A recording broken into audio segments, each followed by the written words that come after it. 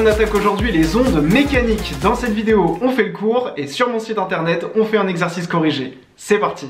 Il faut bien comprendre qu'une onde mécanique elle a besoin de matière pour se propager. Et c'est pour ça que dans l'espace, les ondes mécaniques ne peuvent pas se propager, l'espace étant principalement constitué de vide. Une onde mécanique, c'est donc une perturbation dans un milieu physique, et on dit qu'elle est progressive car elle se propage dans ce milieu.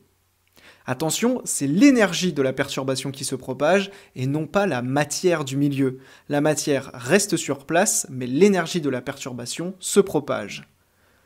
On peut citer comme exemple d'ondes mécaniques les vagues, ou encore le son.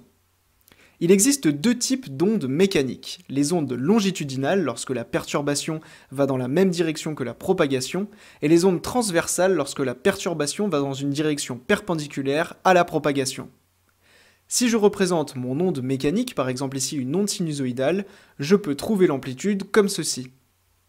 Il faut savoir que toute onde périodique, c'est en fait une somme d'ondes sinusoïdales. Et c'est pour ça que dans les exercices, on étudie très souvent des ondes sinusoïdales, car à partir d'une onde sinusoïdale, on peut retrouver n'importe quelle onde périodique. Une onde, comme on l'a dit, elle se déplace dans un milieu, et on peut donc calculer son retard, c'est-à-dire la durée que l'onde va mettre pour aller d'un point A à un point B. Ce retard, il est égal à l'heure d'arrivée au point B moins l'heure d'arrivée au point A, c'est-à-dire T2 moins T1. Une onde mécanique, elle a bien évidemment une vitesse, c'est-à-dire une célérité, et la vitesse du son est de 340 mètres par seconde. Pour calculer la vitesse de l'onde, on divise la distance parcourue par l'onde par la durée que l'onde va mettre pour parcourir cette distance. Et quand on regarde 2 minutes, c'est très logique, la vitesse elle est exprimée en mètres divisé par des secondes, on va donc devoir placer au numérateur des mètres, c'est-à-dire une distance, et au dénominateur une durée, c'est-à-dire la durée mise par l'onde pour parcourir cette distance. Comme pour les ondes électromagnétiques et donc la lumière qu'on a étudiée dans le chapitre 3, une onde mécanique, elle a bien évidemment une fréquence qui est égale à l'inverse de la période.